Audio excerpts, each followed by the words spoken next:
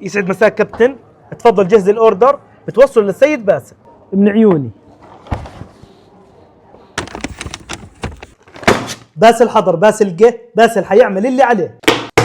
وراح نبلش بسلطة ماما مية، وشوفوا لي هالالوان الرهيبة ويا ريت تشموا الريحة. بنقول بسم الله. سلطة طعمها عن جد خيال. ماما مية سباجيتي بالروبيان، شامم ريحة بحر عن جد عشق، ومع خبزة التوست بيجي معها جواكامولي.